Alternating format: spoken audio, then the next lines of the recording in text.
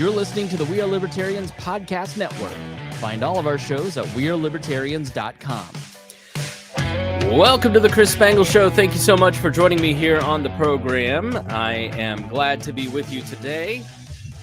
And joining me is somebody that I have not had the pleasure of talking to face-to-face yet, but we're going to do an interview. It's Chase Oliver, who's exploring a run for President of the United States on the Libertarian Ticket, and previously ran for the United States Senate in Georgia. And I have to say, Chase, it was very exciting on CNN on election night to see you and the Libertarian ballot line on there. They actually included the Libertarian instead of just, other. So that was kind of cool. You had a very successful run for Senate in Georgia and impressed a lot of people. And you're now transitioning that into an exploratory committee. And I welcome you to the program. Thank you so much for being here.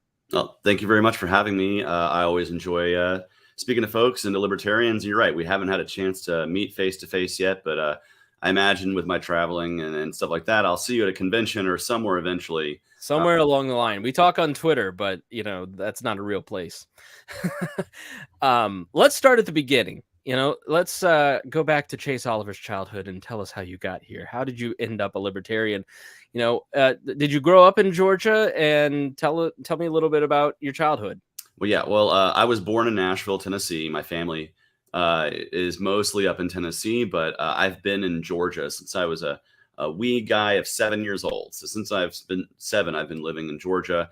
I grew up in Gwinnett County, which is a suburban county in the metro Atlanta area.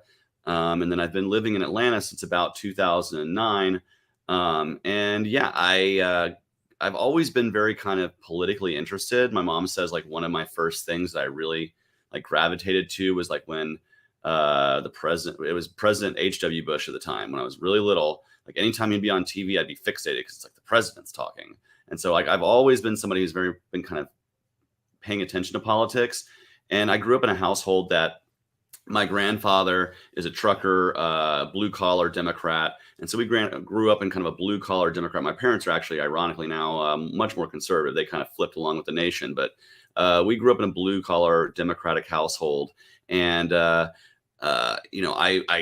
was somebody who supported Al Gore at 14. I was making phone calls for Al Gore. It was before my voice changed. So people thought I was a lady on the phone. And then I really got to work politically, fighting to get Obama the nomination in 2007, 2008 over Hillary Clinton. I thought as a young person, I wanted somebody who represented my generation more. And of course, as an anti-war activist, that's what got me really politically savvy as an adult. And as a teenager, I started seeing my friends from high school signing up for the military and going to a war zone in Iraq that was based on lies and BS. And I really felt like we were betraying an entire generation of people in my generation. And so I thought, stupidly enough, that Barack Obama was going to keep all his promises to close Guantanamo. I thought he's going to close Guantanamo. He's going to end the wars. He's going to stop the drones, and we're going to give him the Nobel Peace Prize. And he got the Nobel Peace Prize, but he didn't do any of the stuff to earn it. And so that turned me away from the Democratic Party, because when I tried to start organizing my friends who were Democrats to start getting organized to be anti-war activists against Obama, all of a sudden they stopped being interested. And I realized their anti-war activism was really more anti-Bush activism. And they were using the war as an excuse. But as soon as their guy was doing it, they found every excuse not to protest the wars. And so that turned me away from the Democratic Party. That was about 2009. And I thought maybe I just won't vote anymore. I didn't know there was really a choice beyond the two parties at that time until I was at the Atlanta Pride Festival in 2010. And the Libertarian Party of Georgia was the only political party that was really heavily invested in being there. Their candidate for governor, John Mons, was there. Their whole slate of candidates was there, kind of doing their thing at a time when the Democratic Party in Georgia, frankly, was afraid to go to the Atlanta Pride Festival because they didn't want to turn off their suburban voters. Yeah, let me pause there, because you and I have a very, very similar story. I got jaded about a decade before you, and I was on the right and a Bushy in 2004, and it's the war that turned me libertarian. And when we would go, so I was executive director of the Libertarian Party of Indiana from 2008 to 2012, and we would go to Pride festivals. And this is a very conservative state. much like Georgia. I'd say Georgia, well, it's probably even money at this point. Even though Obama back then went for Indiana, went for Obama. But we heard the same thing. What's the point of going to pride festivals? I mean, I'll be honest, I didn't know that there were socialist libertarians until like 2018, 19, right? I had never really met anybody who had come from the left who had kind of a similar story like you. And so it is interesting to kind of have some validation for that strategy because, you know, when Rupert Bonham from Survivor fame ran for governor in 2012, he was the first openly supportive candidate of gay marriage in 2012, which was a big campaign risk in Indiana at the time. And we got a lot of criticism that no one will ever come from Obama's camp and from the left and join the Libertarian Party. It's a waste of resources, and you're only going to tick people off. So it's interesting to kind of hear you say that because that was a very strong notion within the Libertarian Party at the time. Yeah. And, you know, and I want to say that even as a Democrat, I was always somebody who was kind of fiscally restrained in mind. Like I said, we were kind of blue collar Democrats. So we were Democrats who believed in like balancing the budget and, you know, going to work. We didn't believe in like an over reliance on welfare, these kinds of things. But I was more of a criminal justice, immigration Democrat, anti-war Democrat, like these. And these were because, again, I thought there was only two choices at the time. So you had to be one or the other. And it was being at this Atlanta Pride Festival in 2010. And like I said, John Mons was the candidate for governor at the time. He's actually running for state senate right now, if anybody wants to help him out. Yeah, talk about Mons, because he was really my choice privately for the nomination last time. I knew him back when he was running for governor at that time. Yeah. Just a terrific guy. Talk about John a little bit and why he was so influential on you. So John Mons is somebody who I think he can speak the radical message of liberty in a way that really kind of connects with voters in a way that makes a lot of sense. You know, he is somebody who is like what you would identify, I guess, on the scale of libertarians is very radical, you know, but he is somebody who can preach that message in a way that the average person can really jive with. And he's a former member, chapter head of his NAACP chapter. He came from Morehouse, which is a historic Black college. He was a member of a fraternity there. So he was very, very like somebody who came from an area where, like, you know, he talks about freedom, man, in a way that I really just can't, because, you know, he came from a descendants who were enslaved by who were legally enslaved because government allowed people to be owned. And so he is somebody, when he talks about freedom, man, he really comes to it from a place of real deep respect for what liberty means. And he's somebody who's not afraid to say that and just to be real upfront about it. And that's why he is probably I consider him my political mentor. He was my first libertarian vote, even before I was a member of the Libertarian Party. Meeting him there, you know, I get to the tent and he's like, "Hey, take this world's smallest political quiz." I'm like, "I don't know. I'm kind of partying. I don't have time for that." He goes, "Well, tell me your one issue that you're most important." And I bet, you know, and I bet it's libertarian. And I said, "I'm anti-war. I'm opposed to the war in Iraq." And he said, "You're a libertarian, just don't know it yet. We're the anti-war party. You know, we're the party that supports peace and free markets." And then he started talking to me about that. And, you know, that was my first vote for a libertarian. So thank goodness that the Libertarian Party of Georgia took the time to invest there, because I've been an activist and a libertarian and somebody who's been working very hard within the party ever since then. And, you know, I'm happy they were there, because if they weren't, I would probably just either be a jaded non-voter or somebody who, pulls the lever. You know, maybe I would have heard about the Libertarian Party eventually, but I'm glad I got the jump start thanks to that. So, yeah, probably wouldn't have been as personal. And I think I'm 39, so we're roughly the same age. And I think for people our age, there were two really formational issues when we were coming up. I mean, it was 9/11. I turned 18 2 days before 9/11. So it was, you know, am I going to war, right? And gay marriage was just an enormous issue. I think if you're 18 now, you would take it for granted and not understand the debates that happened at that time. But, you know, I was reading the Guardian piece and you were a teenager, so it was so much more personal for you, you know, in a state that outlawed sodomy. So can you talk about, you know, you talked a little bit about the anti-war stuff, but how formational that debate was and what it was like. Were you out in high school? Oh yeah, I was very much out. I came out about maybe 14, 15, around that time.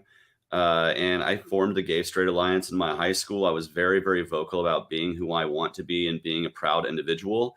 And that's another reason why I think it's fine. And it's really actually a good idea for libertarians to market to the LGBTQ community, because at the core, they are about radical individuality. I want to be myself in peace, who I am, love who I want to love, as long as I'm not hurting anybody. And that's a message that ultimately is libertarian to its core. We believe that you're allowed to love who you want to love and be who you want to be.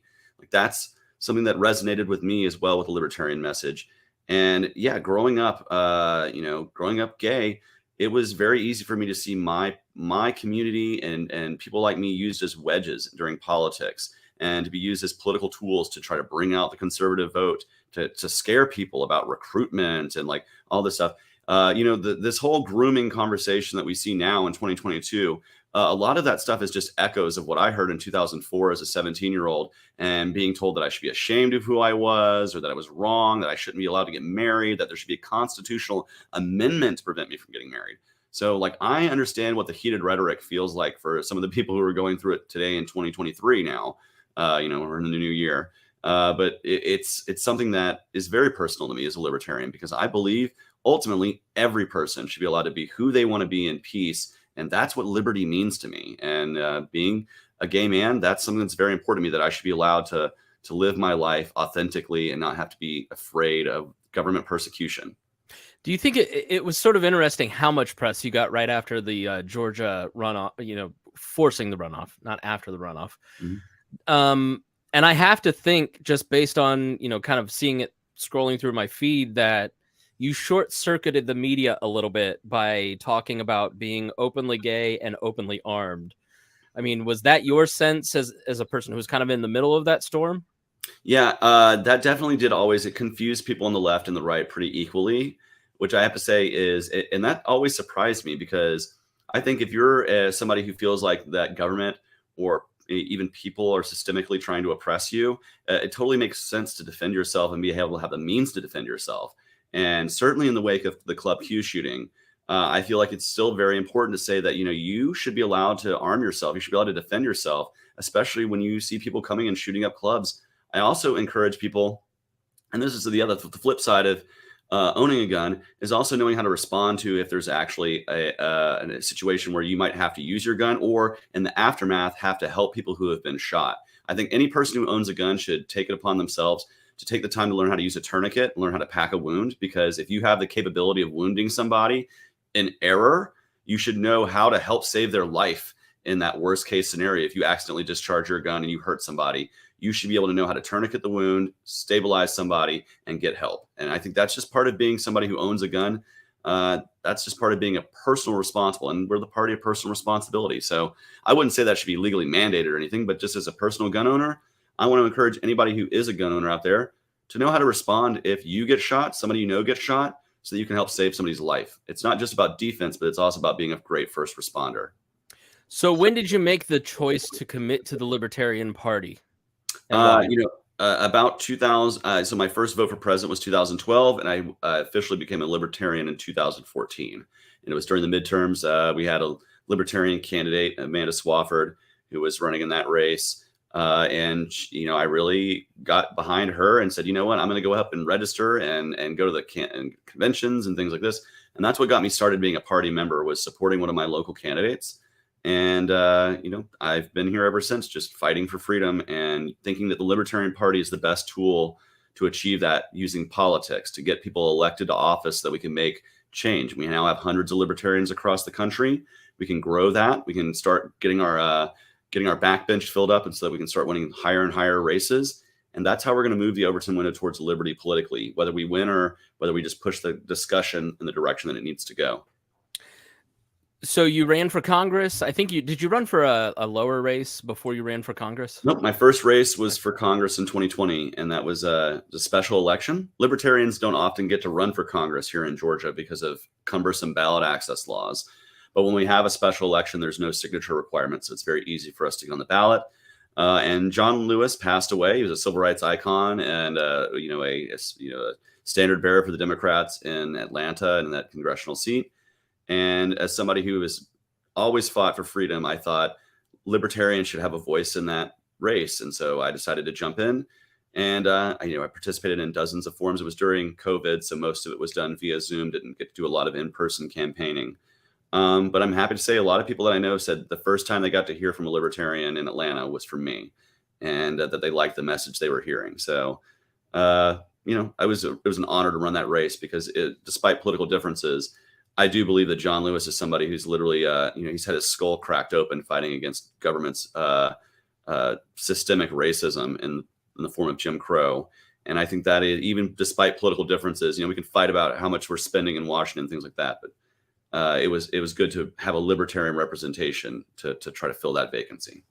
So why did you decide to run for Senate? It's a much bigger task to run for a statewide office, especially in a state like Georgia, which is very large, very diverse. Why did you make that decision?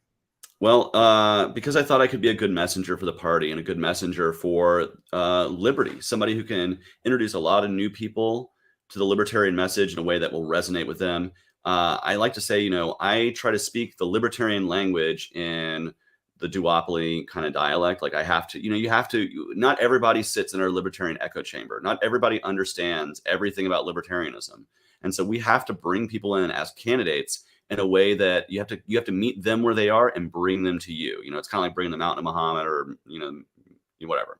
And like, that's what I try to do as a candidate. And I felt that it was important that we had a good messenger in our Senate campaign that was going to be able to stand up to Raphael Warnock and the overspending and what the Biden administration was doing, but also be somebody who's going to speak out against the Republican Party in our state, who frankly, they like to talk the talk, but they never really walk the walk about limited government and cutting spending and fighting for more individual freedom or making it easier to start a small business.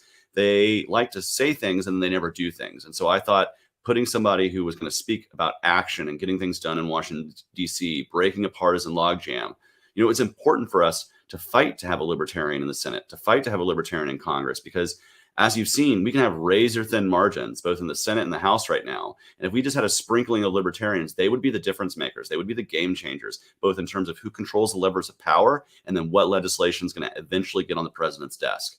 And so we do need to have Senate and House candidates speaking that message and trying to say, hey, we can have a better way in Washington, D.C. than a two-party system, and a broken one at that.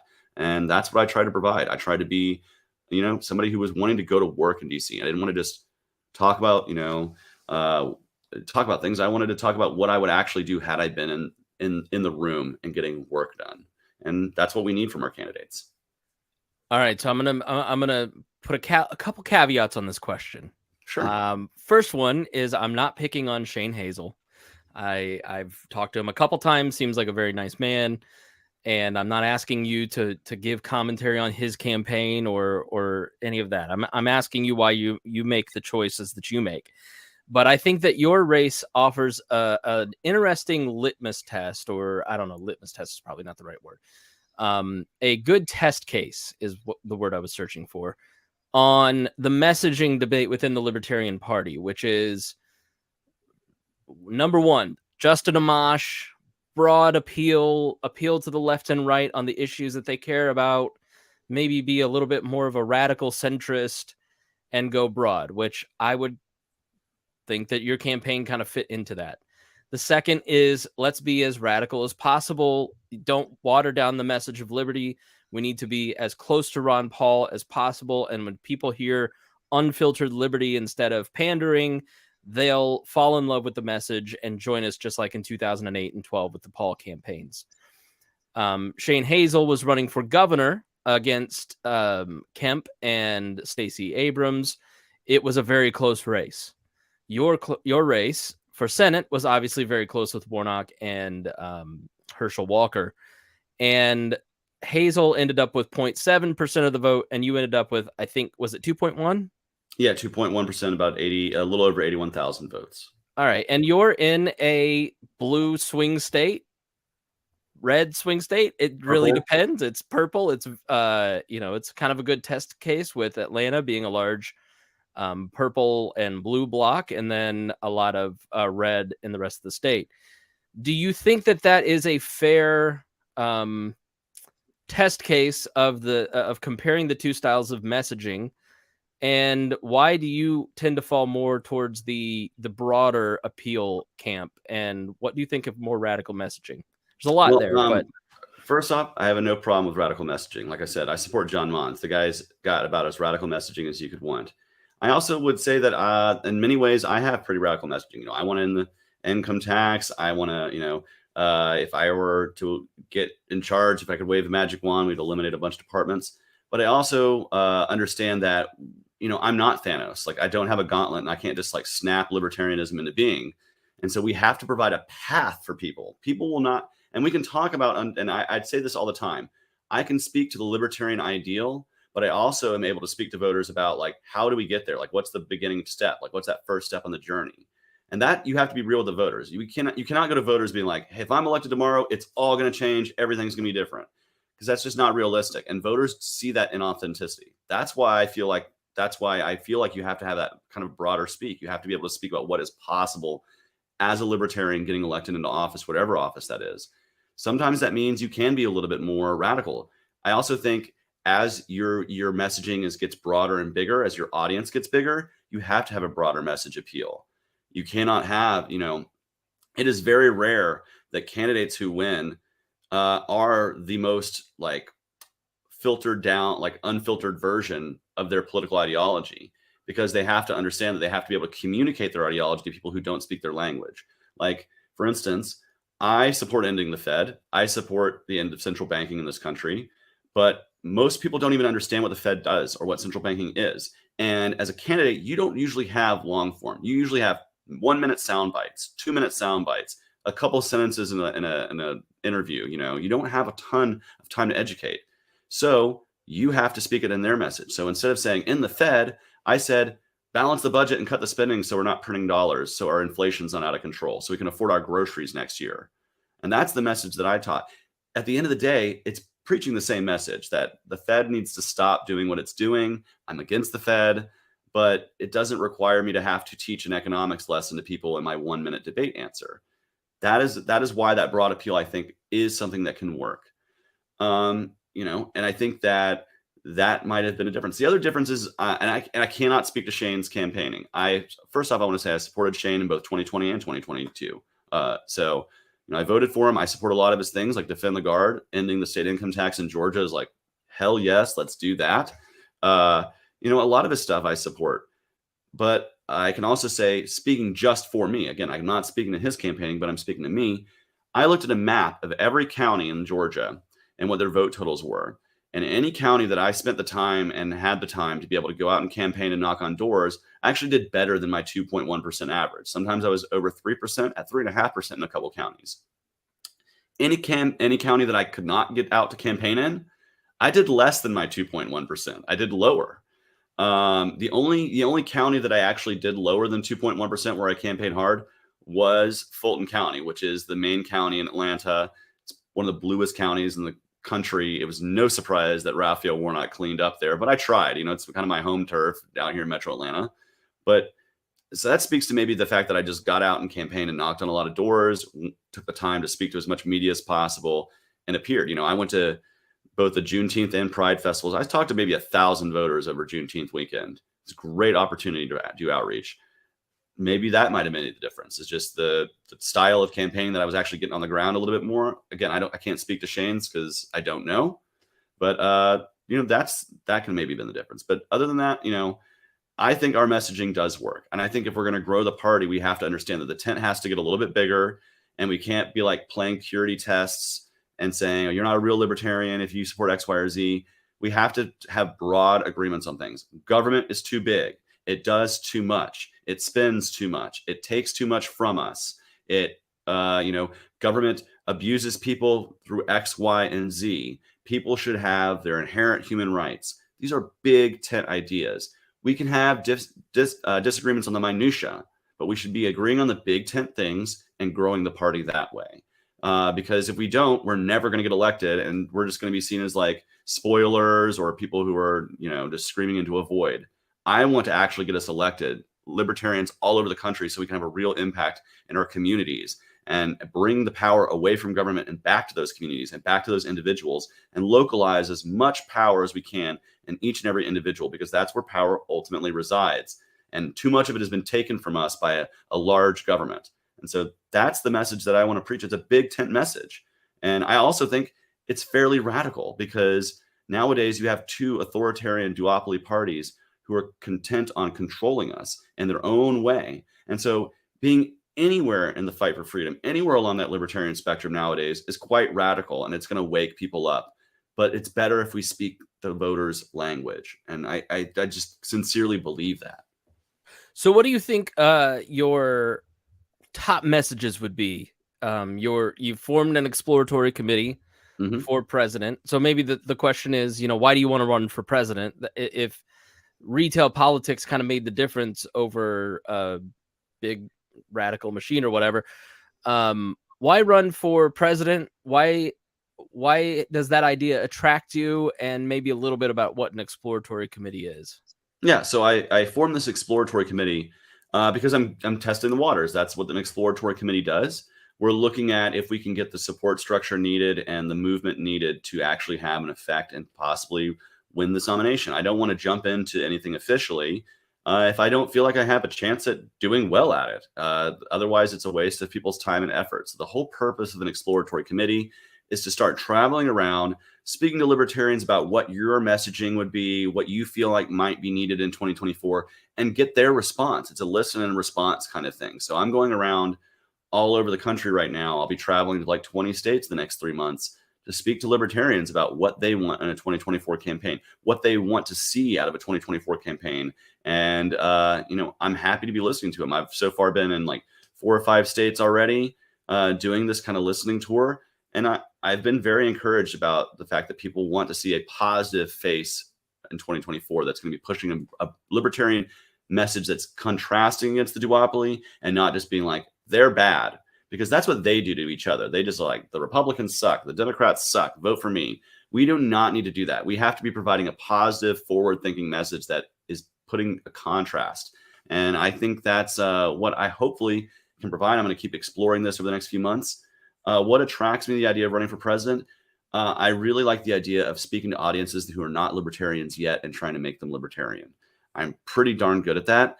I also feel like I took every advantage and every opportunity to get media and earn media that I could running for United States Senate. And I feel like I could do that as a national candidate, possibly. And I also think it's very important for me to be able to, help people who are on the down ballot. If I can get attention and help get that media coverage, I want to share that with every single libertarian who's running across the country. I want to be arm in arm with libertarian candidates and help them win in city councils and mayor's races and state rep races. And hopefully, I hope we can win some congressional and some Senate races in this whole thing. But I want to be there every step of the way to help candidates, because that's ultimately what our top of the ticket is there to do. They are there to fight for the libertarian value. They're there to spread the libertarian message in a way that's going to grow the party and our effect and our messaging and grow our influence and help the other people who are running all across the country, because they need that help. And we need to have that support structure. And I feel like a lot of libertarians really feel like they're maybe not going to get that support, maybe from the national party, and they need it. And maybe the national campaign structure is something that's going to be able to help facilitate that. And I want to bring people together. I don't want to divide the Libertarian Party. I want the Libertarian Party to come together. I want the people who feel like they are now on the sidelines and that they're not welcome, I want them to know that they still are welcome. And I want the people who maybe feel like they've pushed them out to understand that they need to open the door back up. And they need to stop trying to push people out. We need to stop being so divisive. I also feel like you cannot do that with a message that is rooted in negativity and being edgelordy. It just won't work. We have to be positive. We have to be in growth mode. We cannot be in purity test mode, because it just won't work. And yeah, I've been I was an early, if not one of the first critics of Heiss and the Mises Caucus. I was excited for them to join because I was a Ron Pauler and I wanted Ron Paulers to stop being in the GOP and join the LP. Yeah. And I've been profoundly disappointed. And I think they're the elephant in the room, and I think it poses a challenge, right? I mean, look, I'm not in the LP. I haven't been active for a decade at this point. So I don't know that I have a good beat on where the current Libertarian Party is or what the challenges are of collecting delegates for a campaign like yours. But I think to those of us who are kind of in the free market libertarian classical liberal sense, you sort of like look at the Libertarian Party and you go, oh, well, it's just captured wholly and everybody in the LP must just believe in this stuff in kind of their message and their way of doing politics. And how entrenched is kind of the Hoppian paleo libertarian mindset in the party? Is it a lot less than maybe it seems online? And those of us who haven't been in a while, or do you have a real challenge in getting enough delegates in 24? Should you run? Well, I'll be a realist. In the last convention, they ran the table. They won every race. They filled their slate out. And I wish them well. Like I said, I have disagreements with the leadership of that caucus. I don't have disagreements with every single member. In fact, I have friends who are members of the Mises caucus. In fact, I think Mises is probably one of the best libertarian thinkers out there. If you really want to read somebody and get really into libertarianism, great guy to look into. That being said, I wish them well. When they got everything in Reno, I said, okay, you guys have the keys to power. You've promised that we're going to grow. We're going to be in growth mode. We're going to get new candidates. We're going to get new energy. We're going to get new fundraising. We're going to get much more. And we just have not seen that develop. And that is, no one can be blamed because they have won every slate. They have decided that they wanted to do kind of a uniparty kind of rule within internally. I don't think that that's the best way to facilitate the party, because then you're only speaking to one audience and you have a whole another section of the party that feels wholly unrepresented. And it's incumbent upon a group that takes control like that to be the first to actually extend a hand of friendship to those who lost, to say, you still have a place here. And that didn't, I don't feel like that's it was the exact opposite. I feel like that is why you're not seeing the growth they wanted. If they had won and said, you know what, we want you guys to be involved. We want you to get involved too. We're going to grow this thing. We would have seen some growth. But if we're wholly separating people out, that's not going to work. And I don't want the Ron Paulers out of the LP. I think Ron Paul, the people who got here because of Ron Paul, good for them. They're here. I want you to be here. But I also don't want you to think that it's only for you, because there's libertarians across the spectrum and they need a political home. We need people who are sick and tired of the duopoly, a place to go. And just because somebody came here from the left, that is not a reason. First off, people who try to brand me as a leftist, I ain't a leftist. I wasn't even really a leftist when I was a Democrat. I was a blue collar Democrat. I was a cut spending and welfare reform Democrat. Dude, Chase, I was a Bushy. I'm a Christian. I'm a conservative leaning like person. I'm called a leftist by these people. I mean, it's just, you can't. So, yeah. And I'm not hating on the average person who went up there and voted in Reno, because I think a lot of those people, was their first convention. They were told, hey, the Libertarian Party has been controlled by the left and by this woke mob. And I don't think that that's true. And we can disagree, and I can even say, I thought the party maybe should have been more forceful against mandates from the beginning. We can disagree on that messaging, but the truth is the people who were in charge of the party before the takeover were wholly libertarian, just like the people who were there before them and the people who were there before them, all the way back to David Nolan. We're libertarians. We do not take the time to travel to conventions and to be part of the party that does not win so much if we're not wanting to be invested in it. We are libertarians, and we need to recognize that. And like I said, we can disagree with past messaging, but that doesn't make them leftists. And I think it's wholly stupid, because it collectivizes people in a way that just isn't true, and it shoves a whole segment of the population away. Oh, you think you support LGBTQ rights? You're a leftist. No, you're not. You're somebody who supports LGBTQ rights. Oh, and by the way, we had a gay man run for president a long time ago. The first nominee, John Hospers. Yeah. And the first statewide candidate in Georgia who was LGBTQ was in 1998. And he was a candidate for lieutenant governor, who was a small business owner. He was a bar owner in Atlanta who was tired of regulation from government.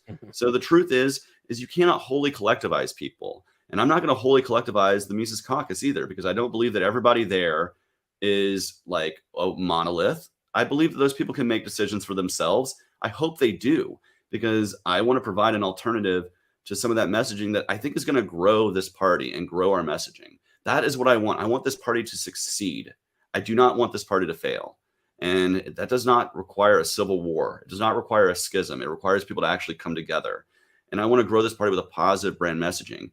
And that does mean opposing some of the things like, I just can't not jive with some of the Hoppian stuff. And because I feel like that does not equate itself with libertarianism.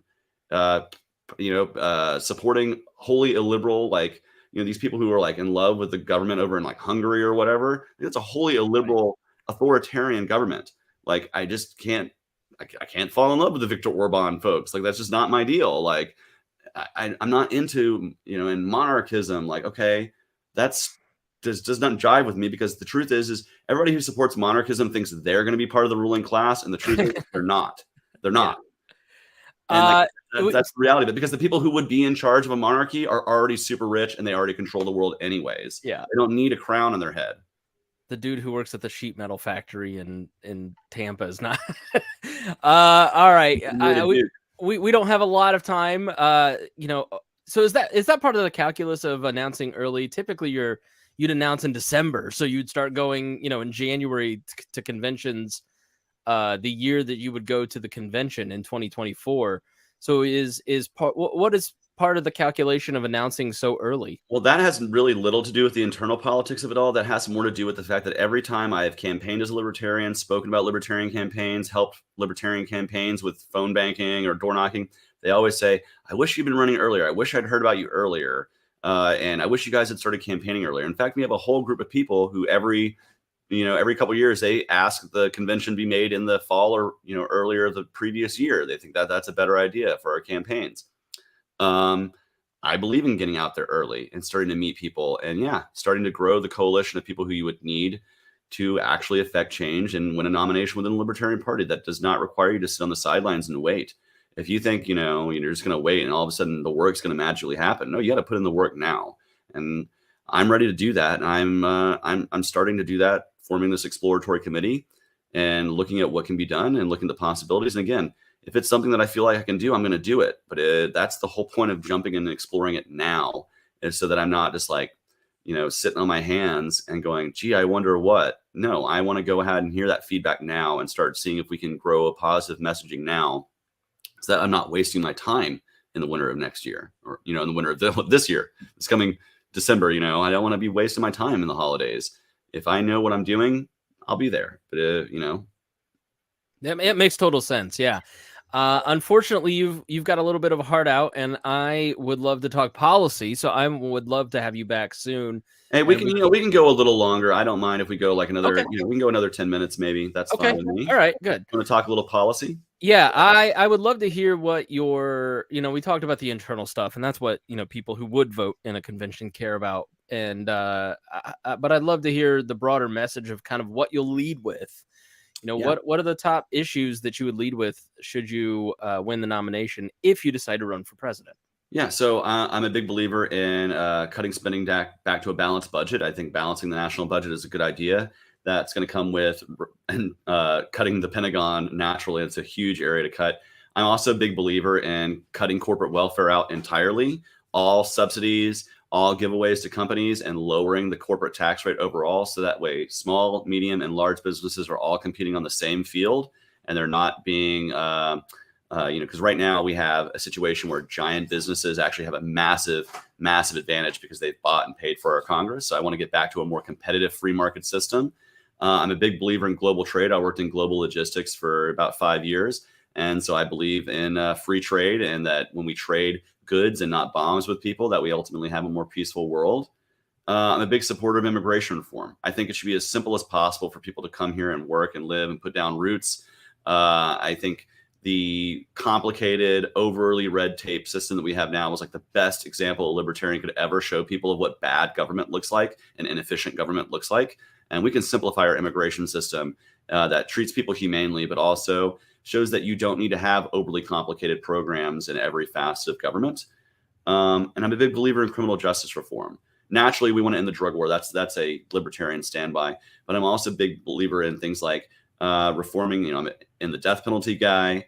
I want to end qualified immunity for police. I think police ultimately, and this would be a localized issue, but, I ran for Congress on saying that police in Georgia should have to carry liability insurance. because I think if that happened, bad ones would price themselves out of a job. I believe in ending the Department of Education and bringing education back to the control of parents, students, and teachers. Well, really, students, parents, and teachers in that order, and not boards and bureaucrats. Because I think if we're going to spend any tax money on education, it should be at the control of the student and parent, and let teachers make curriculum and not boards and bureaucrats, which ultimately don't really serve anybody. If you even talk to a public school teacher, even teachers in that system will say, I wish I could teach this way or that way, or didn't have to teach the test. I believe in educational freedom so that people can get the best education for themselves and for their community. So those are some of my big issues that I'm going to be talking about as this rolls along, my big policy issues. And I think those are issues that are really important with people. Those are kitchen table issues. Getting spending and inflation under control is a kitchen table issue, I think. Empowering students and parents in the world of education and putting free market policies there, that is something that's a kitchen table issue. So those are the issues that we have to talk about at the top of the ticket. 2024 is broad. We have to talk broad in those ways. And so that's the policy that I'm looking for, is that kind of stuff. I know it's not a presidential issue, but you ran on it in Georgia, and it's ranked choice voting. Yes. I've not done a show on it. I'd love to do a show on it, and I'd love to have you on and maybe talk about it, because I'm a big fan of it.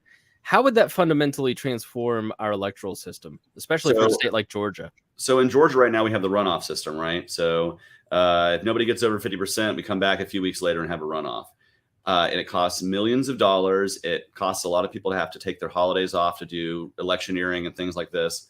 And so I think ranked choice voting is ultimately a better way to do the runoff system, so that we have somebody who's getting nominally over 50% support being sent to DC.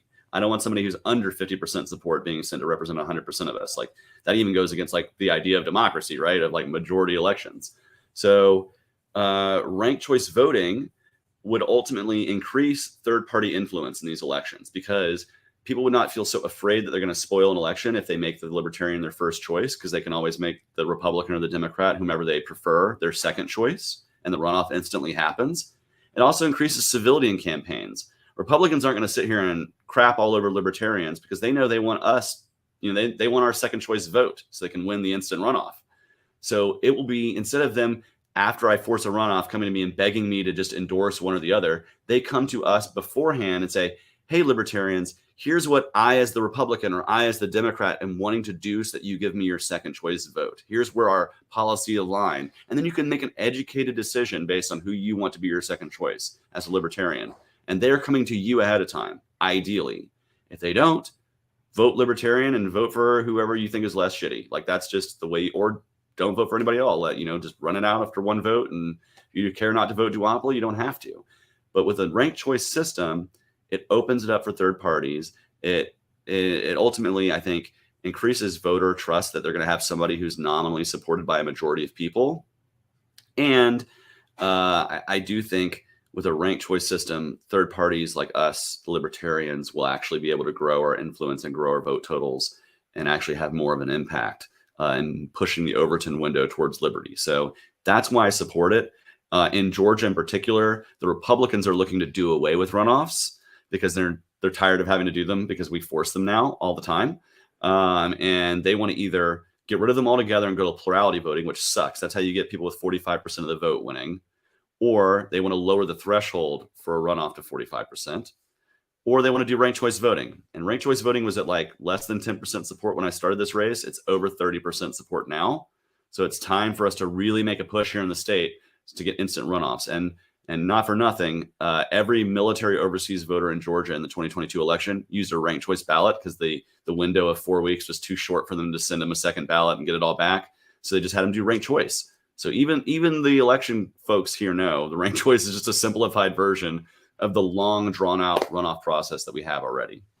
Yeah, I saw the Republican Party bashing ranked choice voting in Alaska, and it would allow more moderates. I'm like, well, that's all the evidence you need, is the existing power structure doesn't want it. All right, shameless self-promotion time, Chase Oliver. Where can people learn more about you? And if they have questions, how can they get a hold of you? Yeah. So first and foremost, I encourage everybody to go to my page. It's going to be more fleshed out in the next coming weeks, but right now it's still just kind of a landing page. But go to votechaseoliver.com, sign up for email updates. If you want to donate, that would be great because you're literally putting gas in the tank because I'm about to be driving hundreds of miles in my Corolla through Alabama, Mississippi this weekend. But yeah, go to votechaseoliver.com. If you want to follow me online, follow me on Twitter at Chase for Liberty. You can also find me YouTube, Chase Oliver, Chase for Liberty. And Chase Oliver Libertarian on Facebook. And I'll be on all of the social media platforms very, very soon. Also, I'm going to be in Alabama, Mississippi the weekend of the 13th, 14th, 15th. The next weekend, I'll be in DC and Virginia. Weekend after that, I'll be in Arizona and then in Florida and then on down the line. So sign up for those email updates at votechaseoliver.com and you'll know when I'm going to be in your neighborhood. All right, Chase Oliver, thanks so much for joining me. Thank you very much. And thank you for listening here on the Chris Spangle Show. If you learned something, then the best thing you can do is to share this information, share this podcast. That's the best way to support creators, people like Chase who are running for office. It's really word of mouth. That's how you grow and how you can spread the message. So thanks for listening, and we'll see you again soon here on the Chris Spangle Show.